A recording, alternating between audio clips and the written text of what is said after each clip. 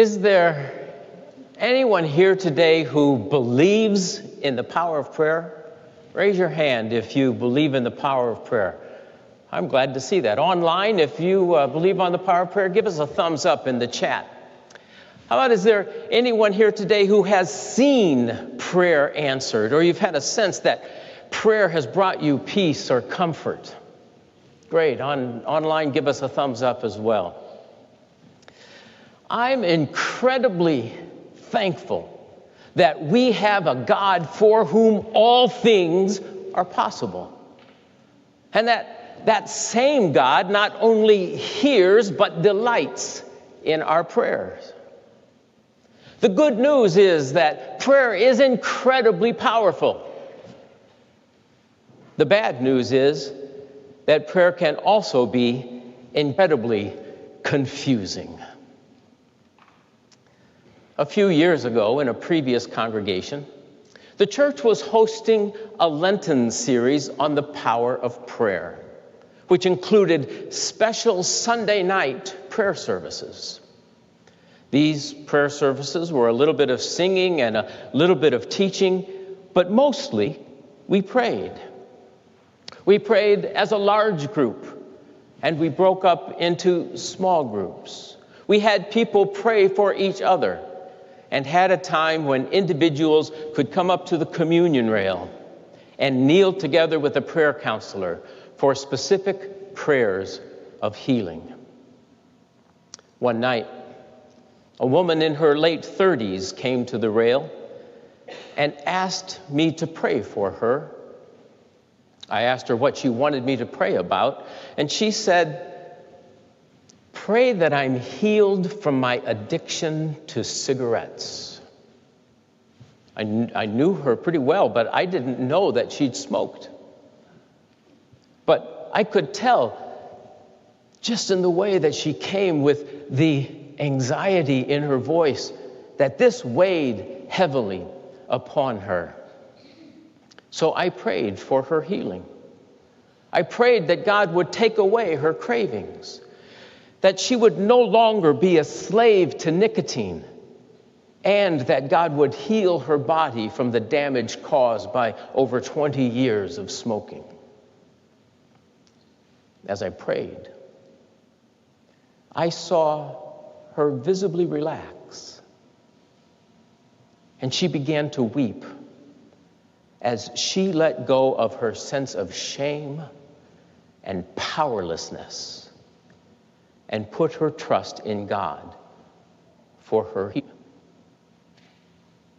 That was one of many prayers that night, and honestly, I didn't give it much thought after that until about 6 months later, when that same woman showed up in my office. She said she had good news to share with me. She said, "I'm pregnant, and it's all because of you." What? She laughed and went on. She said she and her husband had been trying to have a baby for 10 years, and they had given up on the idea of being parents.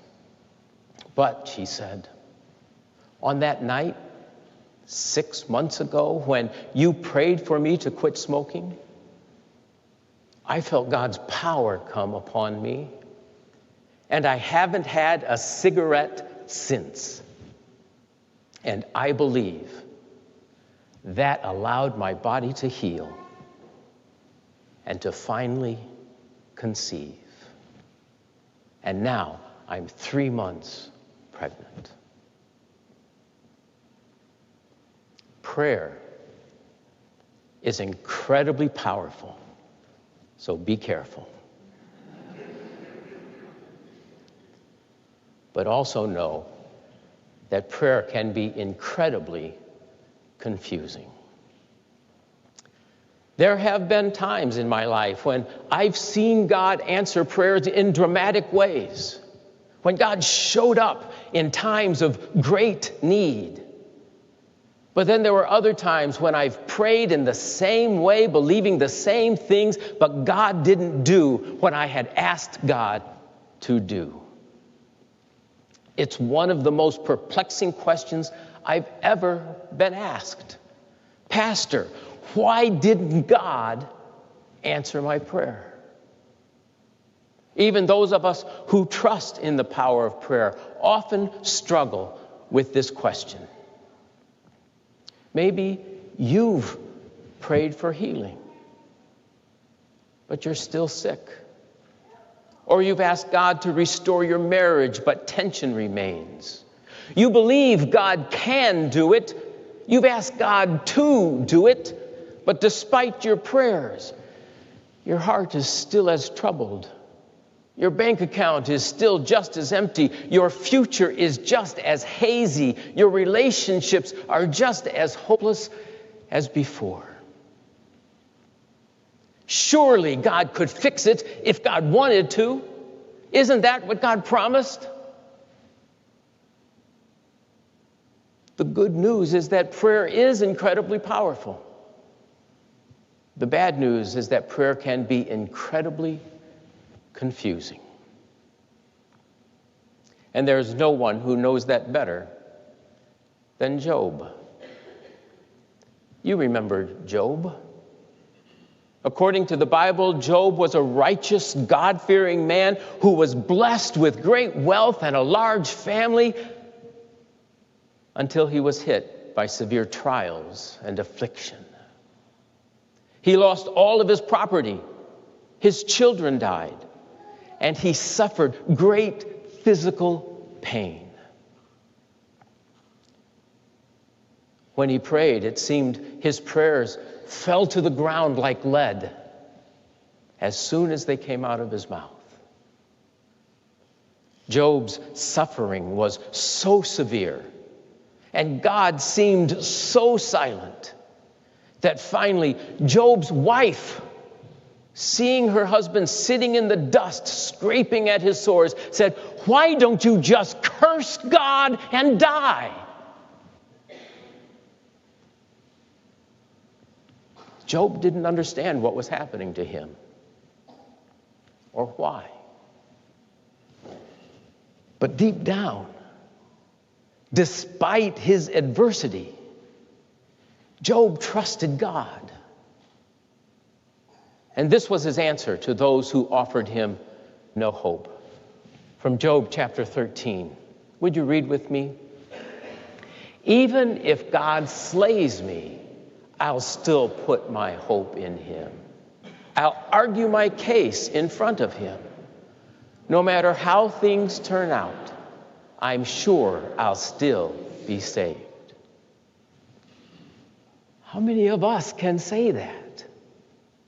Even if God slays me, I will put my hope in him. I'll argue my case in front of him, no matter how things turn out. I'm sure I'll still be saved. Through his trials and adversity, what Job came to understand was that it wasn't about being blessed by God. It was about having a relationship with God. That can be a hard lesson to learn. Our culture promotes God as a cosmic vending machine. Put in your nickel and out comes a blessing. And if you don't get what you want, then what's the point? Why even believe? That's why prayer is so confusing. Because we think the power is in the getting. But the power is really in the relationship. Let me say that again. Prayer is so confusing because we think so often that the power is in the getting. But the power of prayer is really in the relationship. I want to share with you another story this morning. This one is from our Telling Your Story workshops and comes from Kathy Locke, one of our workshop leaders. I doubt Kathy would want me to compare her to Job, but in the video, Kathy talks about a stroke she had 6 or now perhaps 7 years ago, and how it changed her relationship with God. But I'll let Kathy talk for herself. Please. 6 years ago, I had an ischemic stroke. Because it was a left brain stroke, my right side was affected. I had to relearn to walk and write, and I still experience ongoing pain. It mostly affected my executive functions, things like impromptu presentation, multitasking, short-term memory. I use that as a starting point in this story, not because the stroke is my identity, but because so many life decisions were made since that event. Before the stroke, I always related to God in an experiential way. I really didn't understand faith because to me God was a reality, just there. After that, it changed. I completely lost my connection. I consider these to be among the darkest days of my life. Not only was I physically and mentally disabled, God was nowhere to be found. That hurt the most. Yet my church was faithful. You provided meals, cards, encouragement, and more importantly, love. I can never express what that meant to me in that time of darkness. As I healed, I started to see that I had never been left alone, because each person that responded to my need reflected Jesus. When they showed up, they touched my heart. In their encouragement were part of my healing. This was the beginning of my new faith journey. As I started to recover, I knew I couldn't go back to work. I didn't have the energy or the mental ability. I was flailing. Retirement at 60 was not in my plans. What could I do? Suddenly into my mind popped an idea. You could be a spiritual director. For those that don't know, a spiritual director accompanies a person in their ongoing journey of faith. What? Where did that come from? No way could I do that. You need to be trained. I'm a Protestant after all. What a stupid, stupid idea. And I pushed it aside. 3 days later, I'm going through my emails, and I see an email from Loyola University. They are adding a spiritual direction certificate to their Pastoral Studies Master's program. Now, I have never received emails from Loyola before. I looked at that email and honestly, I just laughed. I knew it was God telling me something. Could I really do this? Should I? Of course, I argued and negotiated a bit. I can't afford it. I'm too old. I am too mentally broken. But God met each argument head on. People were encouraging.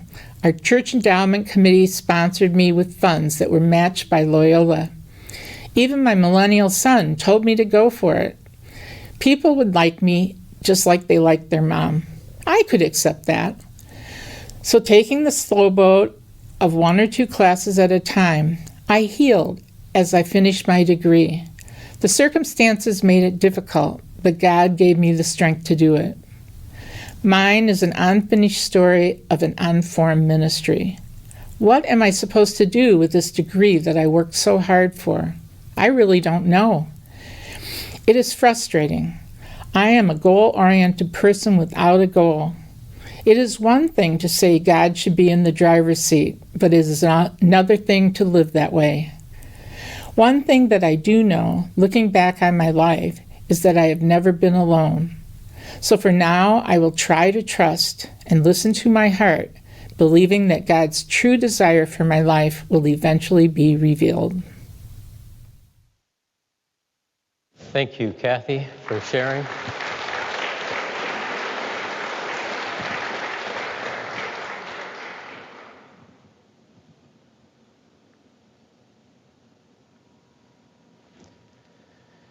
You just heard Kathy say that the days after her stroke were the darkest days of her life, and that she lost her connection to God. But what she discovered was that her brokenness opened her up to experiencing God in new ways.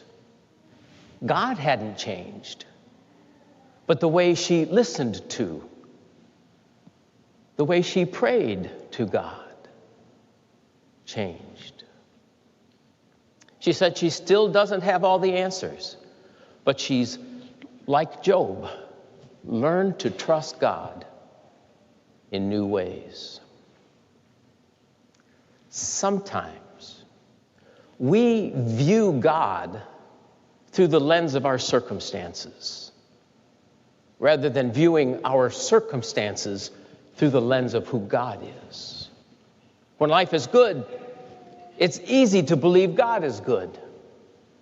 But when life hurts, it can be hard to view God as good, or even that God is there at all.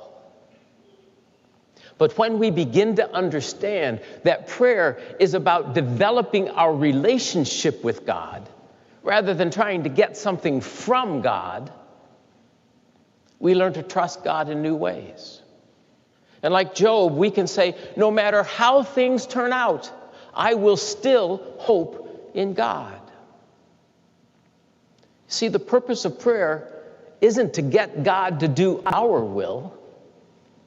The purpose of prayer is to get to know God so that we can do God's will. Let's be honest. We spend so much of our time in prayer telling God what to do. God, do this. God, do that. You need to do this, God. We spend so much time telling God what to do that we neglect the real purpose of prayer, getting to know God. Friends, it's time to stop trying to control God and let God control us. Things began to change for Job when he surrendered, when he said, no matter what, I trust you. When that becomes our prayer,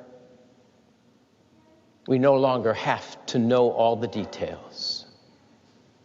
We don't have to worry about whether the future looks like what we planned.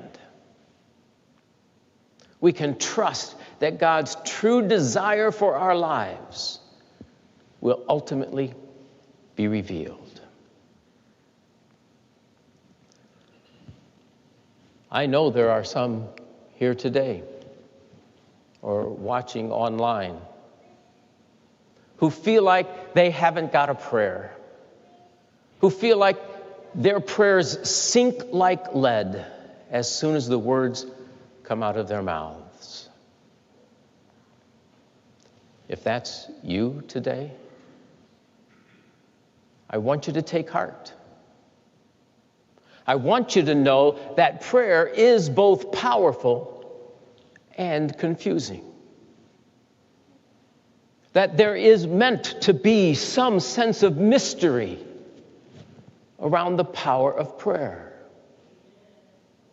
One of the things that I'm going to ask God when I see God face to face is, God, why did you answer this prayer, but not this one? I don't know what God's answer will be, but I think it'll be probably something like how God answered Job. You just would never understand. It's a mystery. So here's what I want you to do. I want you to stop asking. Not forever, but just for a time. Stop asking and just show up. Instead of trying to control God, surrender. When you take time to pray, be still and just know that God is there. Let go of desperation and learn to trust. Practice being in the presence of God. That's when you'll find the real power of prayer is in the relationship, not in the things.